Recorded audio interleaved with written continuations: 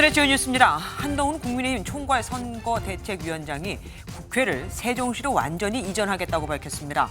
여의도는 금융, 문화 중심지를 만들겠다고 공약했는데 서울, 충청권의 표심을 잡는 승부수를 띄웠다는 분석입니다. 이재명 더불어민주당 상임공동선대위원장은 나라가 망하기 직전이라며 정권 비판 수위를 높였습니다. 대통령부터 적대 언어로 국민을 분열시켜 심리적 내전 상태에 빠졌다며 직격했습니다. 정부가 의대 증원 확대는 의료 정성화의 필요 조건이라며 증원 방침을 재확인했습니다. 의사협회는 정부의 대화 요구에 대통령의 사과가 먼저라며 강경 투쟁을 예고했습니다. 서울 시내버스 노사가 임금 인상안을 두고 현재 막판 협상을 벌이고 있습니다. 협상이 결렬되면 내일 오전 4시 첫 차부터 서울 시내버스의 97% 이상이 운행을 멈추게 됩니다.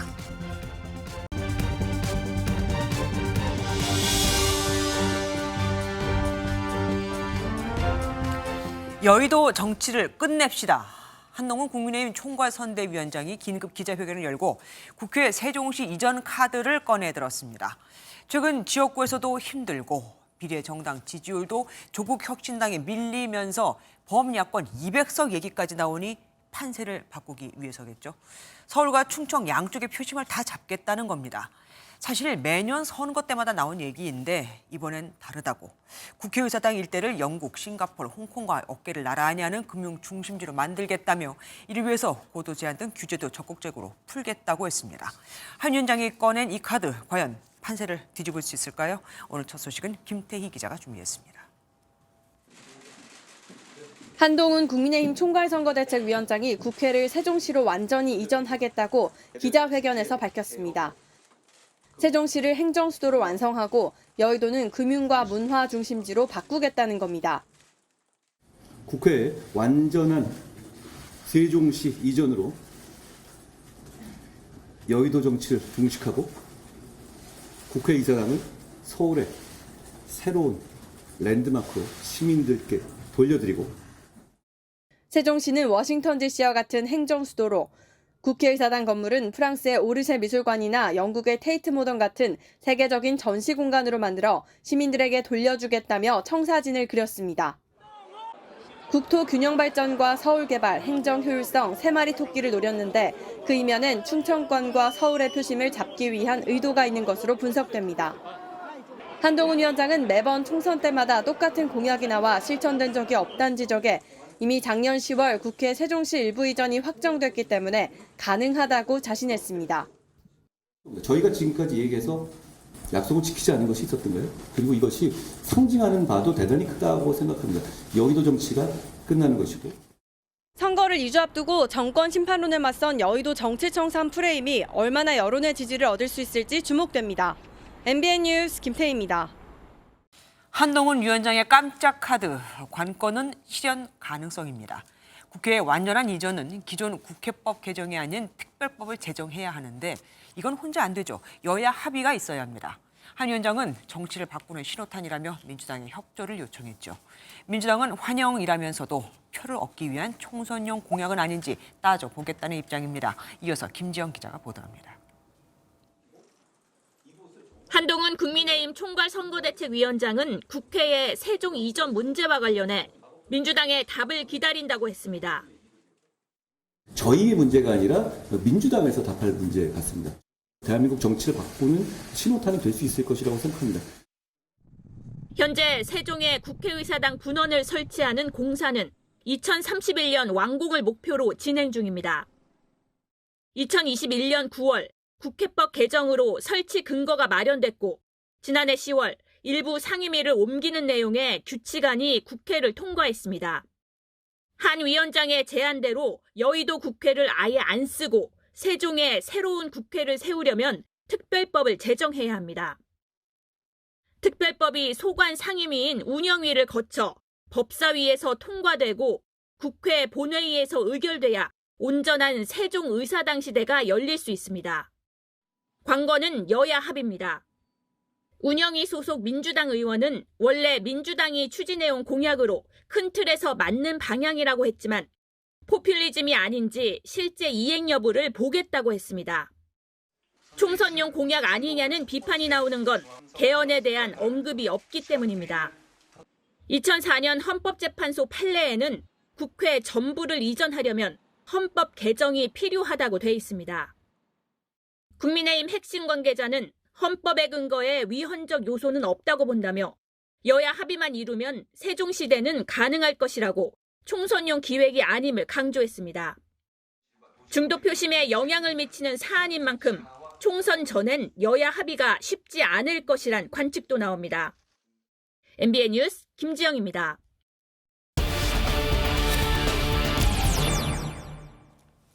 한동훈 국민의힘 총괄선대위원장이 쏘아올린 국회의 완전한 이전 문제. 과연 선거를 2주 앞두고 얼마나 영향이 있을까요? 정치부 이호정 기자와 뉴스 추적해 보겠습니다. 어서 오십시오. 한 위원장 발등에 불이 떨어진 것 같습니다. 예, 이 캐스팅 보트인 충청 그리고 이 최대 격전지인 수도권 표심을 노린 거란 이 해석이 많은데요. 한 네. 위원장 설명부터 들어보겠습니다. 행정 비효율의 해소, 국가 균형 발전의 촉진, 지역 경제 활성화라는 세 마리 토끼를 잡고 세종시를 미국의 워싱턴 DC처럼 예, 세 마리 토끼라 했는데 세종시는 물론이고 개발 제한이 풀릴 거란 기대감에서 한강벨트 표심도 움직일 수 있다는 관측까지 나오지만 이미 야권에서 수차례 나왔던 공약이고 또 선거가 코앞이라는 점에서 실제 반등 계기까지 이어질지는 좀 지켜봐야겠습니다. 사실 이게 선거철마다 나왔던 공약이긴 합니다. 네. 그러면 과거에 그때 이 공약이 나왔을 때는 효과가 어땠습니까? 예, 청와대와 국회까지 모두 세종으로 이전하겠다라는 공약. 2002년 대선에서 이회창 당시 후보에게 뒤지던 노무현 후보가 띄운 승부수였거든요. 근데 이때 당선으로 이어졌습니다. 그리고 2년 뒤 총선에서도 열린우리당이 과반 의석을 확보하는데 톡톡히 역할을 했습니다. 하지만 2004년 현재가 국회는 서울에 있어야 한다고 결정을 내린 이후 이 선거철마다 이 공약이 거론이 됐지만 실제 이 현실까지는 이어지지 않았습니다. 그럼 이번에도 공수표가 될 수 있겠습니까? 일단 여야 합의로 법률을 마련하면 가능한데 그동안 야권이 추진하던 이슈를 여당에서 공약으로 내놓은 상황이기 때문에 그동안보다 그 이전보다는 이 협의에 속도를 낼 수는 있겠죠. 네. 한 위원장도 이 실현 가능성 측면에서 다르다는 점을 오늘 강조했습니다. 한 위원장 이제는 민주당이 이 답할 문제라면서 이 수도권 관련해서 이 신경전도 벌였습니다. 그러면 야당 측에서는 뭐라고 얘기합니까? 야권은 환영을 하면서도 선거용 꼼수 아니냐고 비판을 했습니다. 그리고 오늘 이재명 대표도 얘기를 했는데요. 들어보시죠. 집권 여당은 집행 권한을 갖고 있기 때문에 이미 약속했던 것은 신속하게 하면 되는 거지 선거에 이기면 하겠다라고 얘기하는 것은 저는 그건 국민을 기만하는 행위라고 생각합니다. 그리고 대통령실도 오늘 이 공약과 관련해서 입장을 냈습니다. 제2집무실 세종시 설치는 대선 공약이었다면서 속도를 내겠다고 밝혔는데요. 한 위원장 공약에 적극 호응한 셈입니다. 선거가 2주밖에 안 남았습니다. 그런데 이때 나오는 화두가 과연 판세에 영향을 많이 미칠 수 있을까요? 2주 남기고 꺼낸 의제치고는 대형 의제다라는 얘기가 많죠. 여기에 대해서 한 위원장 일단 이렇게 답변했습니다. 이제부터 정말 저희가 국민의 선택을 위해서 설득해야 될 시점 아닙니까? 중요한 공약을 중요한 시점에 말씀드리는 겁니다. 결국 정권 심판론을 잠재우려면 뭐라도 해야 한다는 이 그간의 여권 절박감과도 무관치 않아 보이는데요. 네. 여당 프리미엄을 앞세운 공약으로 정권 심판이 아닌 여의도 정치 심판으로 국면 전환을 노린 겁니다. 네. 여의도 정치를 끝내는 날이라고 적힌 이 백드롭 기자회견장 이 배경에서도 그 의도를 엿볼 수 있었죠. 지난 2012년 박근혜 비대위는 집권 말기 이명박 정부와 선을 그으면서 이 정권 심판론을 잠재웠지만 윤석열 정부는 임기 중반이라는 차이점이 있습니다. 향후 2년간 이 정부와 발을 맞춰야 한다는 점에서 완전히 선을 긋기보다는 이 공약 승부수를 택한 것으로 보입니다. 네, 선을 긋기는커녕 오히려 정부하고 좀 손을 잡아야 될 상황입니다. 그 공약대로라면. 이런 공약 앞으로 더 나오겠습니까? 앞으로 새 의제를 더 내놓기보다는 문제가 남아있죠. 의대 정원 타협 문제가 남아 있습니다. 네네. 2,000명에서 타협은 없다는 대통령실과 인원 철회 없이는 대화를 하지 않겠다는 의사단체 사이에서 이 한동훈 위원장의 역할이 중요해졌는데요. 이 대통령실은 의료 예산을 함께 논의하자면서 이 수가 개선 가능성도 열어뒀지만 여기에 의사단체 의협이 응할지는 미지수입니다. 여권 관계자는 이번 주가 이 타협의 마지노선이 될 것으로 보인다라고 밝혔습니다. 여당이 던진 대형 이슈, 민심이 어떻게 움직일지 또 자세히 봐주시기 바랍니다. 지금까지 유호정 기자와 함께했습니다. 본격적인 공식 선거운동은 내일부터지만 여야는 오늘도 바빴습니다. 이재명, 원희룡, 이른바 명룡대전이 펼쳐지는 인천에서 한동훈 국민의힘 총괄선대위원장은 인천을 대한민국 중심으로 돌려놓겠다며 교통과 민생 정책을 쏟아냈죠. 또 이 대표의 의붓아버지 셰셰 같은 망언은 없어야 한다며 말조심 경계령도 잊지 않았습니다. 정태진 기자가 현장 분위기 담아왔습니다. 인천에서 현장 선대위를 연 한동훈 위원장이 인천은 수도권 격차 해소의 바로미터라며 교통 정책을 강조했습니다. 인천발 KTX와 GTX-B 등 초고속 교통 인프라 구축에 박차를 가하고 교통의 상전벽해를 이루고 인천을 다시 대한민국의 중심으로. 원희룡 전 장관도 수도권 무제한 정액 교통권 원패스를 꺼내들며 힘을 실었습니다. 인천, 경기를 포함한 수도권 전체로 확대해서 수도권의 출퇴근을 싸고 편리하게 25만 원을 뿌리는 것보다 훨씬 지속적이고. 한 위원장은 이재명 대표가 하루에 하나씩 망언을 반복하고 있다며 반면 교사 삼아야 한다고 입단속을 내리기도 했습니다. 전통시장을 찾아 민생 행보도 이어갔습니다.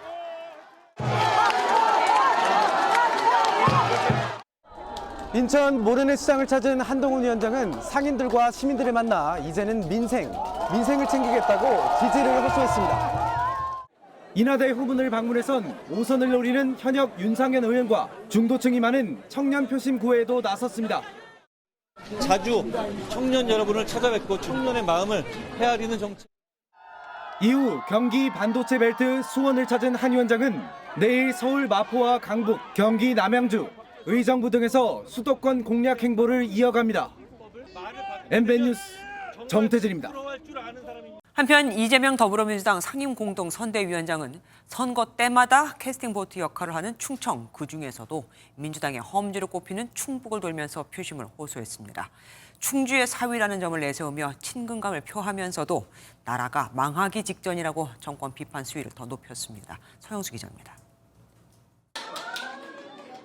본격 선거운동 하루 전 이재명 민주당 상임공동선거대책위원장이 찾은 곳은 충북입니다. 충주에서 비례위성정당인 더불어민주연합과 합동선거대책회의를 열고 자신의 트레이드 마크인 기본소득 정책을 다시 꺼냈습니다. 출생 기본소득, 월 10,000원 임대주택 확대 등 기본사회 5대 정책을 약속하며 민생을 책임지는 정당임을 강조한 겁니다. 국가 책임을 강화해서 누구나 기본적인 삶을 영위할 수 있도록 든든한 토대를 구축해 갈 것입니다. 윤석열 정권을 향해서는 더 높은 수위의 비판을 쏟아냈습니다. 더 큰 잘못은 국민들을 대결과 적대장으로 몰아넣었다는 것입니다. 심리적 내전 상태, 이거 망하기 직전입니다. 충주의 사위라는 점을 여러 차례 부각한 이 위원장은 물론 유세에 함께한 민주당 인사들은 지역적 연고를 강조하며 험지 민심을 돌리기 위해 애썼습니다. 충주에서 백승아 인사드립니다. 그래서 한번 더불어민주연합 1등으로 만들어주시면 입법권을 꼭 수호하겠습니다. 이재명 위원장은 충주에 이어 곧바로 이곳 제천에 방문했습니다.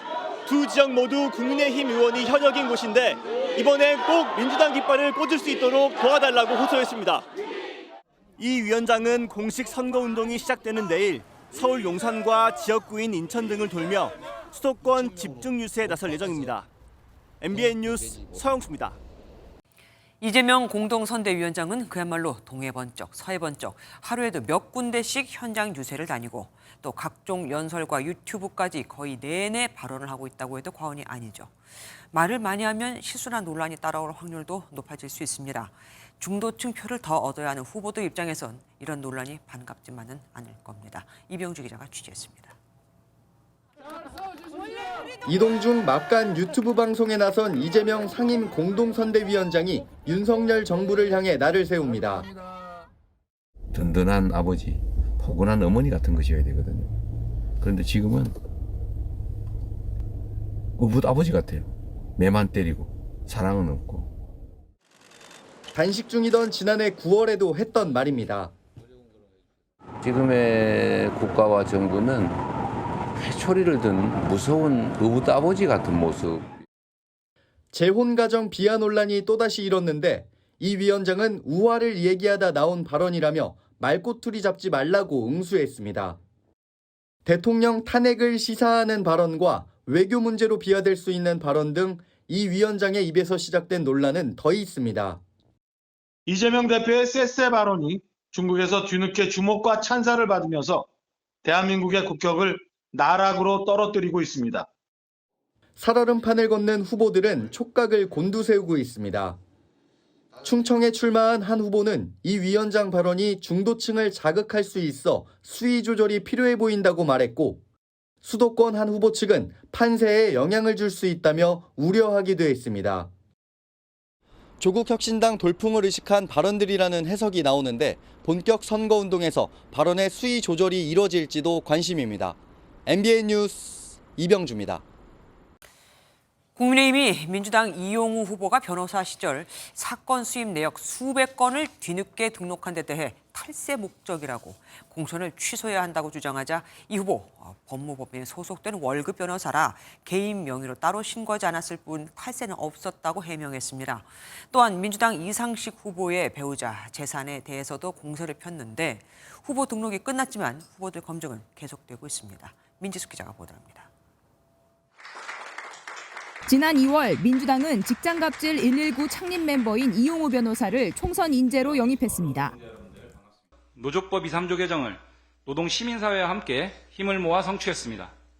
다양한 공익 인권 활동을 하였고, 하지만 이 후보가 지난 10년 동안 15건의 사건 수입 내역만 신고했고 공천이 확정된 뒤에야 500여 건을 한꺼번에 등록했다는 주장이 나오며 탈세 의혹이 제기됐습니다. 국민의힘은 이 후보에 대한 공천을 취소해야 한다고 공세를 폈습니다. 사회적 약자들의 인권을 옹호한 인권 변호사가 아니라 탈세 버꾸라지처럼 보입니다. 서울지방변호사회는 이 후보의 변호사법 위반 의혹에 대해 징계 개시를 신청하기로 했다고 밝혔습니다. 변호사는 변호 업무를 맡을 때 의무적으로 소속 지방변호사회에 신고하도록 돼 있는데 이를 어겼다는 겁니다. 이 후보 측은 소속 법무법인에서 대표 변호사 명의만 넣었기 때문에 발생한 문제라며 모든 수입 내용은 법인 명의로 신고됐고 탈세는 없었다고 해명했습니다. 아울러 국민의힘은 공직선거법상 허위사실 유포 혐의로 민주당 경기 용인갑 이상식 후보를 고발했습니다. 배우자의 재산이 50억 원 이상 늘었는데 세금은 1,800만 원을 납부했다는 의혹에 대해 거짓 해명을 했다는 이유였습니다. 앞서 이 후보는 미술 작품의 가격이 올랐지만 이를 팔지 않았기 때문에 세금 부과 대상이 아니라고 해명했습니다.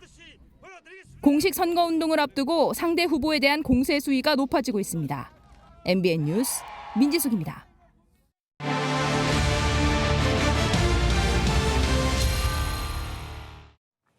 (4.10) 총선 격전지 속으로 오늘은 서울의 중심이자 대통령실이 있는 새로운 정치 1번지로 급부상한 용산으로 가보겠습니다. 지난 총선에서 초박빙 달랑 890표 차로 승부가 갈렸던 후보들이 다시 또 맞붙었습니다. 한쪽은 대통령실 다시 이전, 한쪽은 철도 지하화가 핵심 공약입니다. 최동희 기자가 현장에 다녀왔습니다. 여기는 서울 용산역입니다. 대통령실이 이전하면서 새로운 정치 1번지로 떠오르고 있는 곳인데요. 지난 20년간 대부분 보수정당 후보가 당선됐고 진보정당을 택했던 지난 20대 총선도 보수정당 출신 후보였습니다. 그만큼 보수세가 강한 지역입니다. 하지만 이번 선거 예측 쉽지 않습니다. 뚜렷한 정책 이슈 없이 팽팽한 여야 구도 속에 지난 총선에서 불과 890표 차 승부를 보였던 두 후보가 다시 맞붙었기 때문입니다. 더불어민주당 강태용 후보, 정권 심판론을 부각하며 4년 만에 지역구 탈환에 나섰습니다. 용산에 있어서는 그 민심이 심판의 기운이 강한데요. 그것은 다름 아닌 대통령실이 용산에 위치하기 때문입니다. 중진 현역 국민의힘 권영세 후보, 집권 여당의 힘으로 국직간 현안 해결을 자신합니다. 용산은 큰 공약들 실현이 필요하기 때문에 힘 있는 국회의원이 반드시 필요합니다. 강 후보는 대통령실 이전을, 권 후보는 철도 지하화가 핵심 공약입니다. 서울에서 몇 안 되는 단일 선거구인데 표심은 극명하게 엇갈립니다. 서쪽과 북쪽은 대체로 진보세가, 한강과 맞닿아 있는 남쪽과 동쪽은 보수 성향이 센 편입니다. 유권자들은 먹고 사는 문제에 민감합니다. 재개발이 안 되다 보니까 이 소방도로 그 역할을 못 해요. 그러다 보니까 이제 화재 시에 위급한 상황이 많이 닥치거든요. 선거 막판 지역 부동산 민심과 의대 증원 문제가 여야 후보에 어떤 영향을 줄지 지켜볼 변수입니다. MBN 뉴스 최돈입니다. 이제 내일부터는 후보들이 마이크를 들고 유세를 할 수 있고 확성기를 이용해 선거송도 틀 수 있습니다. 공식 선거운동 기간이 시작되는 거니까요. 선거철에 빠질 수 없는 게 익숙한 노래, 흥겨운 멜로디로 나도 모르게 따라 부르게 되는 선거송인데 올해는 트로트가 대세라고 합니다. 김문영 기자가 제작 현장에 다녀왔습니다. 유세할 때 흥겨운 분위기를 조성하는 선거송.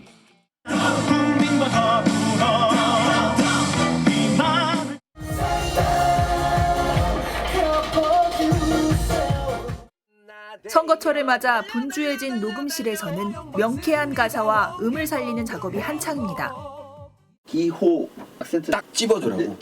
기호 영번 승리당 홍길동 행복 영번 홍길동. 힘차게 불러드리는 거죠. 흥겹게. 공약들도 나오잖아요. 잘 들릴 수 있게. 지난 2020년에는 코로나 때문에 선거송을 만들어두고도 조용했다면 방역 조치가 없는 이번은 곳곳에서 노래가 울려 퍼질 예정입니다. 여야의 선택은 모두 트로트로 이희경의 칼퇴근과 임영웅의 이제 나만 믿어요 등입니다. 퇴근하고 싶어요. 2번 너무 좋아요. 민주당 홍길동 1번 믿어줘요. 선거송은 작곡가와 작사가의 허락을 받으면 개사해 원곡 가수가 아닌 다른 가수가 부를 수 있고 여러 정당이 사용할 수도 있습니다. 대신 후보자는 한 곡당 원작자에게 저작권료를 내고 협회의 복제료로 총선의 경우 50만 원을 그리고 제작료로 70만 원을 쓰게 됩니다. 창작곡으로는 여당은 속도감 있는 정책 추진을, 야당은 정권 심판을 강조합니다. 속에 큰 꿈을 향해 우리 함께 달려가. 4월 10일은 정권 심판 날이다. 4월 10일은 정권 심판 날이다. 후보자와 유권자의 거리감을 좁혀주고 유대감을 만들어주는 선거송이지만 오전 7시부터 오후 9시까지만 사용할 수 있고 전격 출력 3kW와 127dB를 초과하면 안 됩니다. MBN 뉴스 김문영입니다. 오고 가는 언제 매일 여의도는 전쟁 중 Talk to me. 총선 톡톡 시간입니다. 국회 출입하는 표소는 기자와 함께합니다. 어서 오십시오. 첫 번째 주제 보겠습니다. 문재인 전 대통령이잖아요. 옆에는 민주당 후보인 것 같고요. 네, 맞습니다. 경남 거제에 출마한 민주당 변광용 후보를 산행해서 만난 건데요. 네. 거제는 문 전 대통령의 고향이기도 하죠. 예. 문 전 대통령 수요일마다 산행을 한다고 하는데 오늘은 단순 산행으로 보기엔 좀 달랐던 게요. 거제는 대통령을 2명이나 배출한 곳이라면서 변 후보가 그 기운을 받았으면 좋겠다면서 아낌없이 응원했습니다. 그런데 문 전 대통령이 총선에 직접 나서지 않을 것이라는 전망이 우세했었잖아요. 네, 그렇습니다. 근데 이제는 본격 선거전에 뛰어들었다라고 봐야 될 것 같습니다. 네. 현장 기자에게는 잘 좀 다뤄달라 부탁하기도 했고요. 옷도 아예 파란색으로 맞춰 입고 왔습니다. 그렇네요. 중년은 마음을 표현하려고 바람 어디 갔는데 이게 오랜만에 바람 놓자느라고 모레는 문 전 대통령의 옛 지역구 부산 사상구 배재정 후보 지원에 나설 것으로 전해졌습니다. 그런데 당초 문 전 대통령이 민주당 공천 과정에 불만이 좀 있었다, 우려를 표했다는 얘기도 있었거든요. 하지만 이제는 뭉쳐야 한다. 일단 이겨야 한다는 생각이 좀 강해 보입니다. 공천 과정에서 이재명 대표와 갈등이 있었던 임종석 전 대통령 비서실장도 내일 낙동강 벨트를 시작으로 선거 운동에 뛰어드는데요. 선거 이제 2주 남았죠. 네. 민주당이 전력을 총동원하는 것으로 보입니다. 알겠습니다. 그리고 내일부터 본격적인 선거운동이 시작되는 거 아닙니까? 후보들 마음가짐도 달라졌을 텐데 좀 특이한 후보들이 있더라고요. 아니, 바디 프로필을 찍은 사람이 있어요? 네, 일단 각양각색 본인 PR에 나섰는데요. 네. 그중에서도 단연 눈에 띄는 후보, 성남 분당을 3선에 도전하는 민주당 김병욱 후보입니다. 네. 1965년생, 올해 만 58살인데요. 식스팩 만든 이유, 이렇게 설명했습니다. 대한민국을 바로 세우고 분당을 재건축을 통한 리빌딩에 대한 다짐과 각오를 제 몸으로 한번 보여주자. 와, 대단합니다. 어쨌든 자기 공약을 이렇게 몸으로 보여준 겁니다. 근데 전략을 좀 바꾼 것 같은 후보도 있습니다. 그래요? 네, 세종갑에 출마하는 새로운 미래 김종민 후보인데요. 새로운 미래 입당 후에는 줄곧 당색인 민트색 점퍼를 입었는데 공교롭게 민주당이 세종갑 공천을 취소한 이번 주부터는요. 마치 민주당 같은 파란색 우비를 입었습니다. SNS에도 윤석열 혼내는 김종민으로 민주당 정권 심판론에 화력을 보태는 듯도 하고요. 네. 거대 양당을 비판한다는 컨셉을 줄곧 유지해 왔는데 이젠 민주당 표 흡수에 나섰다는 분석이 나옵니다. 그렇게 해석할 수 있겠습니다. 다음 소식 보겠습니다. 널 심판해야 해. 누가 누구한테 한 말입니까? 네, 오늘 이재명 대표의 충주 무학시장 일정에서 있었던 일입니다. 네, 한 시민이 연설하는 이 대표를 향해서 갑자기 욕설을 퍼부으면서 소란이 벌어졌는데요. 네.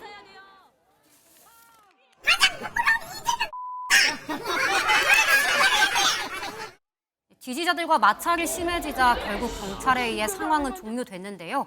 이 대표, 저런 분도 계셔야죠 하며 대수롭지 않게 넘겼습니다. 현장에서 시끄러운 일이 벌어지는 걸 보니까 선거가 임박하긴 했나 봅니다. 네, 일단 재외국민 투표는 이미 시작됐습니다. 네. 지금 화면에 보이는 곳이 중국 베이징에 있는 투표소인데요. 네네. 저마다 먼 투표소까지 와서 한 표를 행사했습니다.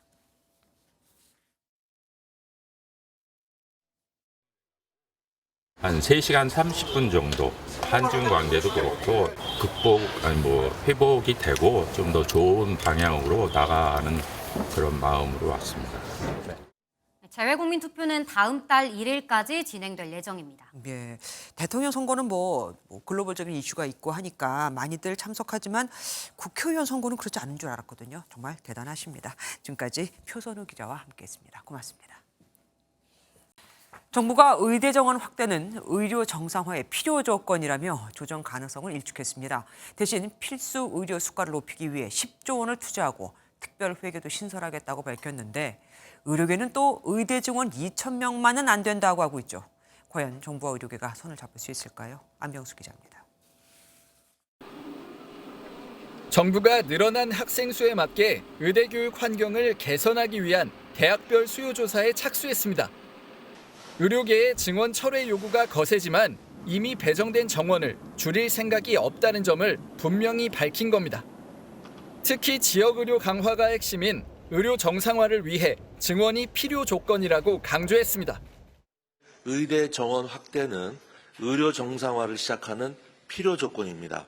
국민이 전국 어디서나 제때 제대로 치료를 받을 수 있는 의료계의 수건이던 필수 의료 지원 강화도 약속했습니다. 2028년까지 10조 원 이상의 건강보험 재정을 투입하고 특별회계도 신설할 방침입니다. 지역 의대생들이 해당 지역에서 일해야 하는 계약형 필수 의사제 도입과 국립대 의대 교수 1,000명 확보도 추진할 계획입니다. 전공의 처우를 개선하고 수도권이 아닌 지역에서도 원활한 수련이 이루어지기 위해서는 국가 재정 지원이 필요하다. 관련해 윤석열 대통령은 보건의료 재정을 우선적으로 예산에 반영하려면 의료진이 대화의 장에 나와 적극적인 의견을 줘야 한다고 밝혔습니다. 노동계도 의료 공백 장기화를 우려해 양측의 만남을 촉구한 가운데 당장의 갈등을 해결하고 의료 공백을 해소하기 위한 방법은 여전히 대화입니다. 정부는 전공의와 의대 교수들에게 의료 개혁을 함께 논의할 대표단을 구성해달라고 요청했습니다. MBN 뉴스 안병수입니다. 정부가 사직 전공의 행정 처분까지 미루면서 의료계와 대화를 촉구했지만 새 의협 회장은 전공의 복귀도 아니고 정부와의 대화 조건으로 복지부 장차관의 파면과 대통령 사과를 내걸었습니다. 대통령실은 의협의 제안을 거절했고 정부는 의사 집단이 법 위에 서겠다는 주장을 하고 있다며 비판했습니다. 신용수 기자입니다. 대한의사협회 신임 회장으로 뽑힌 이면택 당선인은 대화의 전제 조건으로 장차관 파면과 대통령 사과를 언급하며 날을 세웠습니다. 보건복지부 장차관에 대한 경질이 아니라 파면, 그게 이제 기본적인 그 조건이고 대통령의 사과가 동반되어야.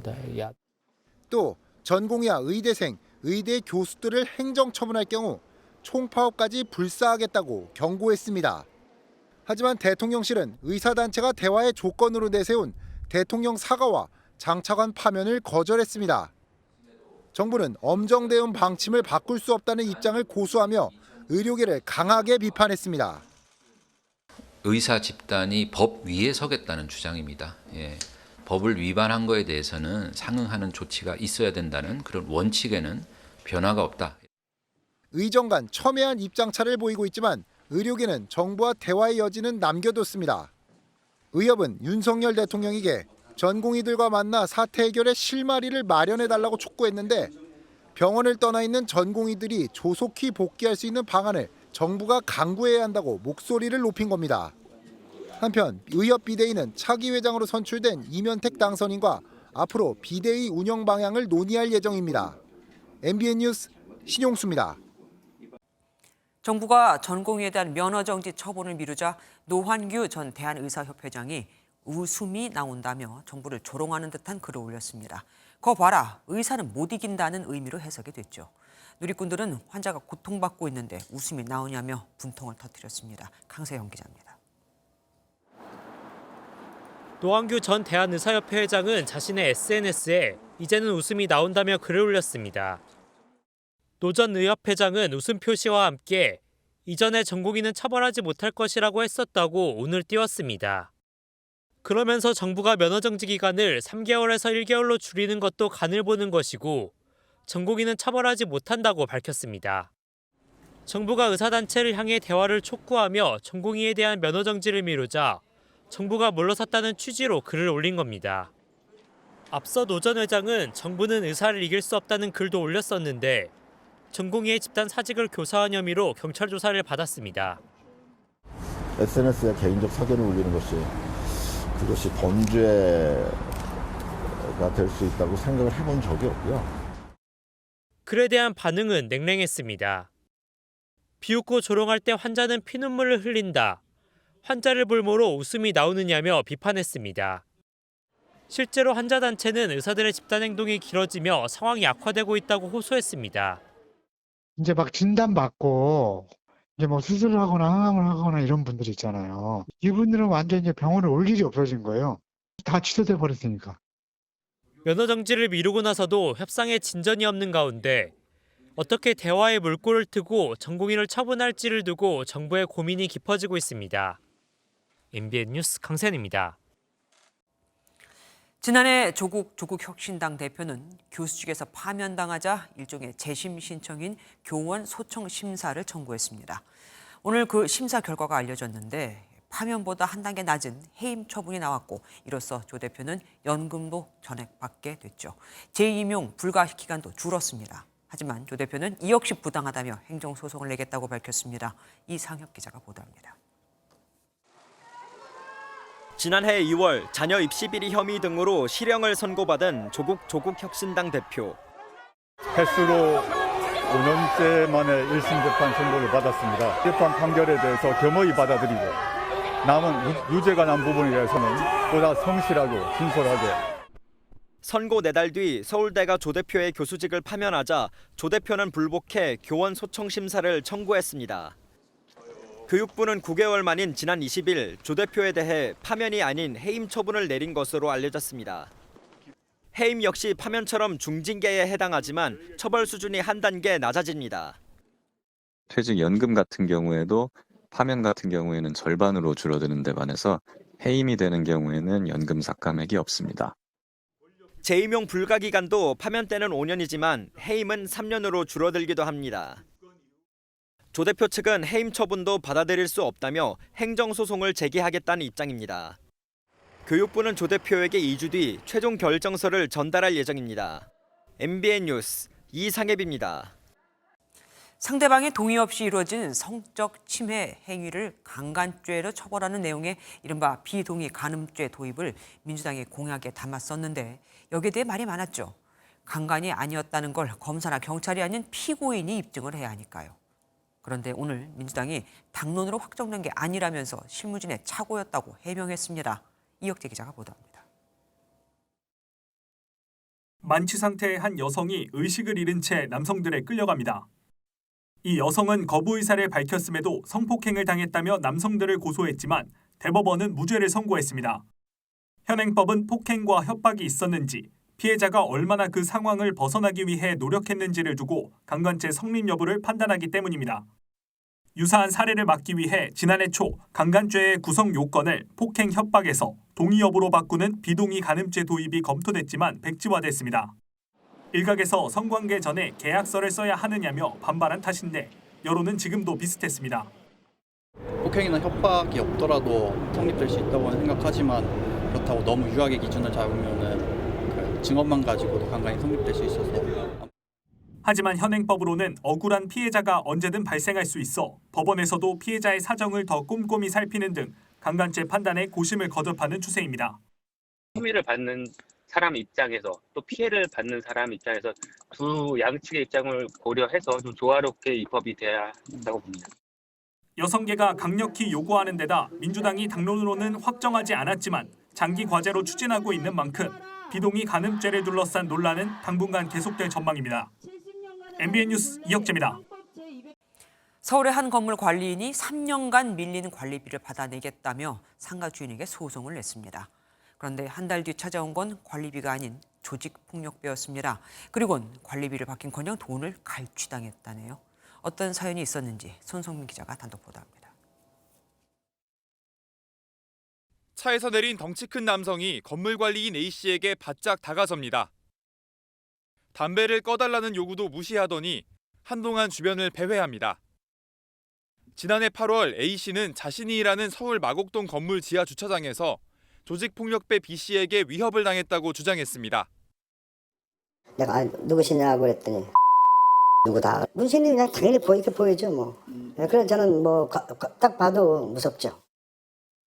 그런데 조폭과 함께 나타난 사람은 바로 이 건물에서 가게를 운영 중인 C씨였습니다. A씨는 3년 동안 밀린 2천만 원 상당의 관리비를 달라며 C씨에게 소송을 냈고 한 달 만에 이런 일이 벌어졌습니다. 이 조폭은 C씨의 사주를 받고 찾아왔다는 내용을 종이에 적어주겠다며 A씨로부터 수백만 원을 뜯어낸 것으로 전해졌습니다. 하지만 C씨는 이 같은 사실을 몰랐을 뿐더러 금품갈취와는 무관하다고 말했습니다. 애기 아빠 지인으로 이렇게 가게 몇 번 오시고 그랬는데 이제 한번 가보자고. 그래서 지하 3층을 같이 간 거예요. 그분이 뭐 무슨 파에 뭐 속해 있고 그런 거 전혀 몰라요. MBN 취재 결과 이 조폭은 경찰에서 관리 중인 인물로 확인됐습니다. 서울 강서경찰서는 B씨와 C씨를 공갈 및 협박 혐의로 입건하고 정확한 사건 경위를 확인할 예정입니다. MBN 뉴스 손성민입니다. 주변 사람들과 단절된 생활을 하다 쓸쓸하게 생을 마감하는 이른바 고독사가 잇따르고 있습니다. 이번 사망자는 자기 돈으로 집을 사서 들어와 사는 등 기초생활수급자가 아니어서 정부의 관리 대상에도 빠져 있었습니다. 박혜빈 기자가 단독 보도합니다. 주택가 골목 사이로 구급차가 지나가고 경찰차와 소방차도 잇따라 도착합니다. 어제 오후 서울 은평구 주택가에서 혼자 살던 60대 남성 A씨가 숨진 채 발견됐습니다. 당시 수도요금을 거두려고 찾아간 이웃이 창문 틈으로 부패가 상당히 진행된 시신을 보고 경찰에 신고했습니다. 시계 20분인데 대답이 없어. 그렇게 거기 강남으로 나오려고 하는데 손이 보이더라고요. A씨 자택의 우편함에는 발행된 지 열흘도 넘은 가스요금 통지서와 전기요금 통지서가 그대로 들어있었습니다. A씨는 직계가족이 없는 것으로 알려졌는데 이웃 주민과도 교류가 거의 없어 사실상 고독사한 것으로 보입니다. 오늘 오전에도 서울 용산구의 한 빌라에서 60대 남성 B씨가 숨진 채 발견됐습니다. 경찰은 사망한 지 최소 열흘은 넘은 것으로 보고 있습니다. 두 사람 모두 기초생활수급자가 아니어서 정부의 관리를 받지 못한 상태로 고령 1인 가구에 대한 면밀한 관리가 필요하다는 지적입니다. MBN 뉴스 박혜빈입니다. 밤만 되면 유흥가에 뿌려지는 보기에도 민망한 사진과 글자로 가득한 인쇄 전단지들. 이거 좀 못 없애나 싶은 분들 많죠? 맞습니다. 없애는 게 정말 힘듭니다. 계속 바뀌는 전화번호도 그렇고 배포범들이 뇌에 단속반을 미행할 정도거든요. 강소영 기자가 단속반과 현장에 나가보았습니다. 번호판도 없는 오토바이가 차도와 인도를 넘나들며 전단 뭉치를 뿌려댑니다. 불법 전단지 살포가 시작됐다는 CCTV 관제센터의 무전에 단속팀의 움직임도 다급해집니다. 전단지 배포범은 뒤쫓는 단속팀을 제치고 사람들 사이로 재빠르게 달아납니다. 몸으로 막는 것밖에는 할 수가 없는 때가 있습니다. 저희 직원분들 중에서도 최근에 이제 팔이나 얼굴 쪽에 부상을 입으신. 이번엔 범인이 좁은 골목에 들어오는 순간을 노려 검거하는 작전을 펼칩니다. 지금 이제 올 것 같으니까 다들 좀 긴장해 주세요. 기대와는 달리 단속팀을 따돌렸다는 무전이 들어옵니다. 아깝네요. 아까 저희 있던 데를 뿌렸나 봐요, 지금. 소위 말하는 삐끼라는 사람들이 많이 있는데 그 사람들이 저희 얼굴을 다 알고 저희가 여기 있는 게 노출이 된 것 같습니다. 조금 전까지만 해도 저희가 단속반원들과 함께 자리를 지키던 골목입니다. 저희가 잠시 다른 단속 장소에 다녀왔는데요. 그 틈을 놓치지 않고 이렇게 불법 전단지가 뿌려져 있습니다. 전단에 적힌 번호를 스팸 등록해 먹통으로 만들어도 배포범들은 이에 굴하지 않고 새 번호를 적은 전단지를 뿌려대고 있습니다. 한 달에 한 100건에서 한 이 정도? 이 번호는 사실 알고 보면 명의가 없는 대포폰인 경우가 대부분이라서. 끈질기고 교묘한 배포범들과의 전단지 살포 전쟁은 좀처럼 끝날 기미가 보이지 않습니다. MBN 뉴스 강서영입니다. 어제 미국 볼티모어에서 일어난 다리 붕괴 사고는 컨테이너 선박이 교각과 충돌하기 전에 조난 신호를 보냈기에 대형 참사를 면할 수 있었습니다. 신호를 받고 더 이상 차가 다리로 진입하지 못하게 막았거든요. 문제는 볼티모어항이 미 최대 자동차 수출의 관문이라는 겁니다. 이제 이 역할을 못하게 됐죠. 최희지 기자가 보도합니다. 폭격을 맞은 듯 다리 철골이 무너져 내렸고 구조물 일부는 수면 위로 솟아 있습니다. 휘어지고 부러진 철골이 내려앉은 컨테이너 선박은 오도 가도 못하고 물 위에 떠 있습니다. 전체 다리 중 강물 위를 지나는 56m가량이 주저앉았습니다. It's hard to believe it's gone. You know, we just take it for granted. We use it so much.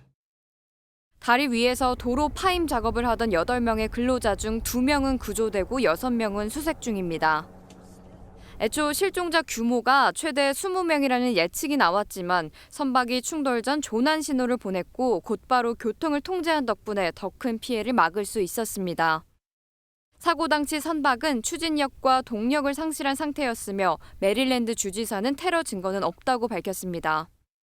The preliminary investigation points to an accident. We haven't seen any credible evidence of a terrorist attack. 워싱턴 포스트는 지난해 검사에서 선박의 시스템 결함이 발견됐다고 보도했지만 싱가포르 해양항만청은 검사를 통과했다고 밝혔습니다. 이번 사고로 대서양과 미국을 연결하는 주요 관문인 볼티모어항 운영은 무기한 중단됐습니다. That federal government will pay for the entire cost of reconstructing that bridge, and I expect the Congress to support my effort.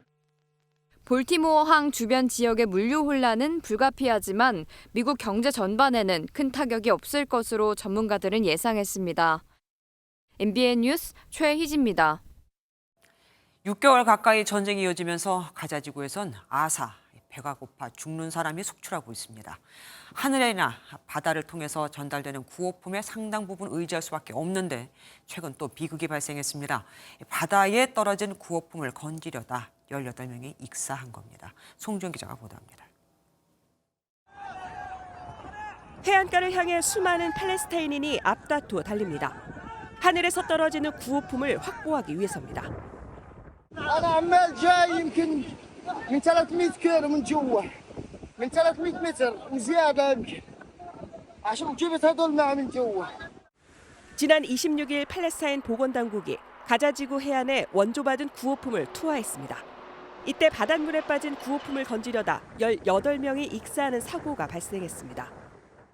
فطلعوا شهداء من البحر 3 شهداء تقريبا هذا أتوي يعني طلعوا شهداء وما حدش يدور عليهم. 구호품 공중 투하는 이달 초부터 시작됐는데 크고 작은 사고가 잇따르고 있습니다. 심지어 구호품에 맞아 죽은 사람까지 발생했습니다.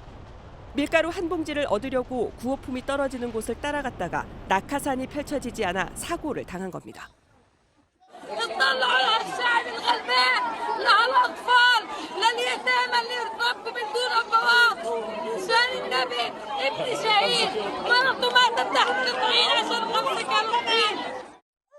이렇게 전달된 구호품 양도 20%에 그쳐 상징적 의미만 가질 뿐이란 지적이 나옵니다. 이런 이유로 하마스는 이스라엘의 검문과 통제에 막힌 육상 국경 검문소를 통한 지원을 늘려달라고 촉구하고 있습니다. MBN 뉴스 송주영입니다.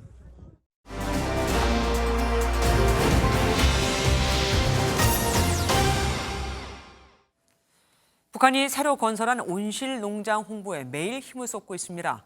특히 주민들의 먹거리를 사시사철 제공할 수 있다는 점을 강조하고 있는데 어떤 의미가 담긴 건지 평양 돋보기에서 확인해 보겠습니다. 강재묵 기자와 함께합니다.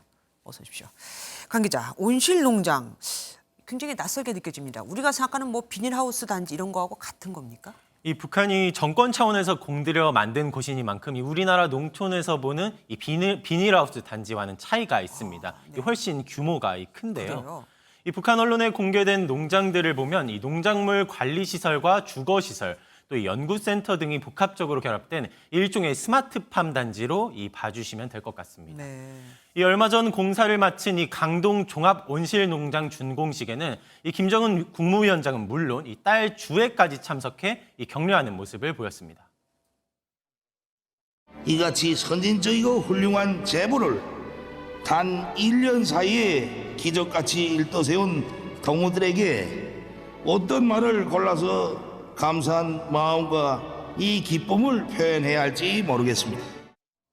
그런데 좀 굉장히 낯설었던 게 상당수 온실 농장들이 있었던 장소입니다. 그러니까 뭐 비행장이나 아니면 뭐 군 시설, 시설이 있었던 곳 이런 곳이더라고요. 네, 맞습니다. 이 북한 언론이 이 온실 농장들이 당초에는 이 공군 비행장으로 쓰이던 장소라는 이 사실을 강조했습니다. 직접 먼저 들어보겠습니다. 중요 군사 기지들까지 온실 토전으로 내어주시며 로고와 심려를 바쳐가시는 경애하는 김종은 동지께서는 이 앞서 설명드린 이 강동 연포 온실 농장은 물론 2019년 준공된 이 중평 농장도 모두 이 군 비행장으로 사용되던 곳입니다. 그렇네요. 이 통상 비행장은 이 땅이 넓고 또 이 지리적으로도 이 요충지에 지어지는 경우가 많죠. 네. 이 유휴 비행장을 없애고 난 뒤 이 확보된 넓은 부지에 온실 농장을 계속해서 짓고 있는 중입니다. 그런데 북한은 사실 그 무엇보다도 국방력을 우선시하는 곳 아닙니까? 맞습니다. 그런데 군 시설을 없애고 거기다 농장을 지었다? 이걸 어떻게 해석해야 되죠? 이 때문에 여러 해석이 나오고 있습니다. 우선 식생활에 어려움을 겪고 있는 북한 주민들에게 이 먹거리를 위해 정책적으로 신경 쓰고 있다는 이 메시지를 전하기 위함으로 먼저 볼 수 있을 것입니다. 또 북한이 과도하게 유지하고 있던 비행장들이 제대로 활용되지 못하고 있자 이 차선책으로 활용 방안을 찾다 보니 온실 농장을 짓게 됐다는 분석도 나오고 있습니다. 사실상 이 모든 시설을 관리할 만큼의 재래 군비를 확충하지 못하고 있고 몇몇 시설들은 실제 용도에 따라 사용되지 못하고 있는 실정인 거죠. 이 핵 개발에 집중하는 북한이 재래식 시설을 포함한 그 외 군사 시설에 있어서는 이 비용을 최소화하려 한다는 이 해석입니다. 그러니까 어차피 쓰지 못하는 시설 거기다가 먹을 거라도 만들어 보자 이렇게 해석할 수 있겠네요. 지금까지 평양 돋보기 강재묵 기자와 함께했습니다. 고맙습니다. 요즘 중국 알리익스프레스 앱 물건이 싸다면서 주문하는 분들 부쩍 늘었죠. 이 알리가 한국 사업을 더 확대하겠다며 1조 5천억 원 투자 계획을 밝히자 국내 이커머스 1위 쿠팡이 3조 원을 투입하겠다고 맞불을 놨습니다. 전국 로켓 배송 시대를 열겠다면서요. 본격적인 쩐의 전쟁이 시작됐습니다. 정혜린 기자입니다. 중국 이커머스 알리익스프레스의 월간 이용자 수는 최근 800만 명을 돌파하며 1위 쿠팡에 이어 2위로 올라섰습니다. 공산품을 넘어 한우와 딸기 등 신선식품도 판매하는데 최대 100만 원 쿠폰까지 뿌리며 소비자를 공략하고 있습니다. 참외를 10,000원 쿠폰을 써서 3,000원에 사게 됐어요. 한국에서 배송도 해주고 해서 안심이 됐고요. 입점 수수료 면제 정책에 CJ제일제당 같은 대기업도 줄줄이 알리에서 물건을 팔고 있습니다. 이 같은 C커머스의 공습 속에 국내 1위 이커머스 쿠팡이 3조 원 추가 투자 카드를 꺼내 맞불을 놨습니다. 물류 인프라를 늘리는 게 핵심입니다. 사실상 전국 인구 100% 무료 로켓 배송을 목표로 하고 있습니다. 신규 FC와 배송망 확대 등을 통한 고용도 크게 늘면서 당장 선택지가 넓어진 소비자들은 즐거운 고민에 빠졌지만 유통 생태계 교란도 우려됩니다. 한국의 이커머스 업체들한테는 엄청난 가격이나 압력으로 작용하면서 흑자 구현에 더 오랜 시간이 걸린다거나 이커머스 시장에서의 구조조정이 일어날 가능성도. 한국 대표 쿠팡과 중국 대표 알리의 쩐의 전쟁 속에 11번가와 지마켓 등 다른 이커머스 업체의 출혈 경쟁도 불가피할 전망입니다. MBN 뉴스 정혜린입니다. 1990년대 지어진 노후 아파트들은 지어질 당시 용적률이 높아서 재건축은 사실상 불가능한 상황입니다. 그래서 대부분 리모델링을 계획하고 있는데 서울시가 이런 아파트 단지들도 개발할 수 있도록 용적률 제한을 대폭 풀어주기로 했습니다. 접도율 기준도 완화해 서울에서 재개발이 가능한 지역은 최대 2배까지 늘어나게 됐습니다. 신혜진 기자입니다. 지어진 지 25년이 넘은 서울 용산구 이촌동의 한 아파트입니다. 19개 동, 2,030여 세대로 용적률이 300%가 넘는 대표적인 노후 대단지입니다. 용적률이 높다 보니 재건축을 하더라도 분양 수익이 떨어져 재건축은 포기하고 리모델링을 추진해 왔습니다. 리모델링이 이제 자꾸만 이제 고장이 나니까 수리를 해야 돼요. 여러 가지. 서울시가 사실상 재건축 재개발을 포기한 지역의 규제는 풀고 인센티브를 지원하기로 했습니다. 용적률이 이미 300%를 넘어 재건축이 불가능한 지역에도 추가 용적률을 제공합니다. 가격 경쟁력이 낮고 분담금 부담은 높은 노원구를 비롯해 중랑구, 광진구 일대 정비 사업이 수혜를 입을 전망입니다. 재건축을 풀어주면 재건축이 훨씬 낫겠죠. 아파트를 많이 지으면 분담금이 주잖아요. 도로 규정도 완화합니다. 기존 4m 너비 도로에만 인접해 있어도 기반 시설이 양호하다며 재개발을 허용하지 않았던 이른바 접도율 규정을 6m로 풀었습니다. 소방차 진입이나 불법 주정차 문제 같은 변화한 현실을 인정한 겁니다. 이번 발표로 서울 시내 재개발 면적은 2배 이상 늘어날 전망입니다. 사업성 개선뿐만 아니라 공공지원을 강화해서 지금 상당히 유축되어 있는 재개발 재건축 사업을 활성화시킬 수 있는 그런 방안. 서울시는 또 인허가 기간도 기존 2, 3년에서 1년 6개월로 단축하기로 했습니다. MBN 뉴스 신혜진입니다. 서울시내버스 노조와 사측이 임금 인상안 등을 놓고 치열한 막판 협상을 벌이고 있습니다. 협상이 결렬되면 내일 첫 차부터 서울버스의 97%가 멈추는 대란이 벌어지게 됩니다. 협상장 연결해 보겠습니다. 황정 기자, 지금 몇 시간째 협상을 하고 있는 겁니까? 오후 3시 서울 시내버스 노사가 협상을 시작한 지 4시간 40분이 지났는데요. 조금 전인 7시 반에는 저녁 식사 시간을 마치고 양측이 다시 테이블에 앉았습니다. 핵심은 임금 인상안으로 노조 측은 시급 12.7%를 올려달라고 요구하고 있고 사측은 물가 상승률을 감안할 때 요구가 과하다고 맞서며 양측 협상은 아직은 난항을 겪고 있는 것으로 취재 결과 밝혀졌습니다. 노조 측 교섭위원 8명, 사측 위원 7명이 조정회의를 벌이고 있는데 의견차가 큰 만큼 모두 발언에서는 신경전이 벌어졌습니다. 시내버스는 공익사업이기 때문에 그만한치 복지로 들어가야 됩니다. 적자다 뭐에다 해서 뭐 우리 임금을 뭐 못 올려준다 이런 식으로 얘기가 나오면 안 돼요. 지금 올해 공무원 인상 임금 인상률이 2.5%였고요. 너무나 좀 과도하게 지나친 요구라고 저희들은 생각을 하고 있습니다. 일단 1차 협상 시한은 오늘 자정입니다. 하지만 보통 새벽까지 협상이 이어지는데요. 입장차를 좁히지 못하면 내일 새벽 4시부터 노조는 첫 차 파업을 시작합니다. 그렇게 되면 서울 시내버스의 97.6%에 해당하는 7,200여 대가 운행을 멈추게 되므로 말 그대로 버스 대란이 벌어집니다. 버스 노조가 파업을 한 것은 2012년이 마지막으로 당시 20분간 부분 파업이 진행됐습니다. 그 이후에는 거의 매년 진통을 겪긴 했었지만 그래도 새벽 1시 혹은 2시쯤에는 타결돼 왔다고 서울시 관계자는 전했습니다. 지금까지 서울지방노동위원회에서 MBN 뉴스 황재현입니다. 인구의 평균 나이가 27세 정도로 아주 젊고 20년간 연평균 성장률이 7.7%, 올해도 6%의 성장이 예상되는 일명 뜨는 국가가 있습니다. 세계 최빈국이었던 캄보디아입니다. 이젠 아세안 시장에서 가장 빠르게 성장하며 기회의 땅이 되고 있죠. 젊은 노동력과 세금 혜택을 내세워 우리 기업들을 끌어들이고 있는 그곳에 박통일 기자가 다녀왔습니다. 캄보디아 수도 프놈펜의 한 공장입니다. 전자제품을 만드는 생산 라인이 바쁘게 돌아가고 있습니다.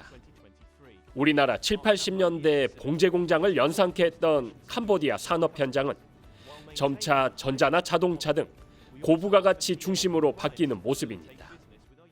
They are dynamic, hard worker. One of the most important factor is peace and stability. 캄보디아의 인구는 1,700만 명으로 평균 나이는 27.6세. 여기에 연평균 7.7% 성장률을 기록하는 이른바 뜨는 나라입니다. 아세안의 새로운 성장 엔진으로 주목받는 캄보디아와 우리나라와의 교류도 활발해져 양국 교역 규모는 어느새 10억 달러를 넘어섰습니다. 한국 캄보디아 자유무역협정 발효 3년 차인 올해 양국은 매경 미디어 그룹이 주최한 글로벌 포럼을 계기로 제조와 인프라 등 다양한 분야에서 협력 방안을 모색했습니다. Korean companies are also paying much attention to Cambodia's rapid growth and investment incentives. 200 Korean companies in Cambodia, growing alongside with the Cambodian economy. 지난해 상반기까지 한국의 캄보디아 직접 투자 누적액은 51억 달러로 중국에 이어 두 번째로 많습니다. 특히 동남아 중심에 위치한 입지적 강점과 정부가 제공하는 다양한 세금 혜택은 글로벌 진출을 노리는 국내 기업들의 발판이 돼줄 것으로 기대됩니다. 캄보디아 프놈펜에서 MBN 뉴스 박통일입니다. 윤석열 대통령은 오늘 오후 캐롤라인 케너디 미국 존 F 케너디 재단 명예회장을 접견했습니다. 이번 접견은 지난해 용기 있는 사람들 상을 수상한 윤 대통령에게 직접 트로피를 전달하고 싶다는 케네디 회장의 요청에 따라 이루어졌습니다. 케네디 회장은 한일 관계의 여러 어려움 속에서도 결단을 내리고 이를 새로운 차원의 도약으로 시킨 윤 대통령의 리더십에 경의를 표한다고 밝혔습니다. 15살의 스케이트보드 세계 챔피언 스카이 브라운. 영국 템스강 위에서 고난도의 묘기를 선보였습니다. 런던의 상징이죠. 타워 브리지를 배경으로 펼쳐진 스카이 브라운의 멋진 기술. 오늘의 장면에서 확인하시죠.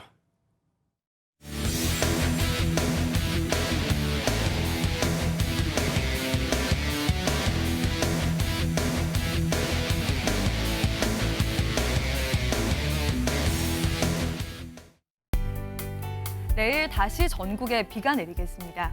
내일 새벽 수도권을 시작으로 낮에는 전국으로 확대될 텐데요. 제주 산지의 많게는 80mm 이상, 부산과 울산을 비롯한 영남 해안에 30에서 80mm로 봄비치고 양이 상당하겠습니다. 그 밖에 서울을 비롯한 중부지방으로는 5mm 미만으로 양이 적겠습니다. 특히 내일 오전부터 저녁 사이 경남 해안과 제주로는 천둥 번개를 동반해서 시간당 10에서 20mm의 세찬 비가 집중되겠습니다. 동시에 강원 영동과 해안가, 제주로는 강한 바람도 불어서 주의하셔야겠습니다. 내일 비가 내리면서 낮 동안 꽤 쌀쌀하겠습니다.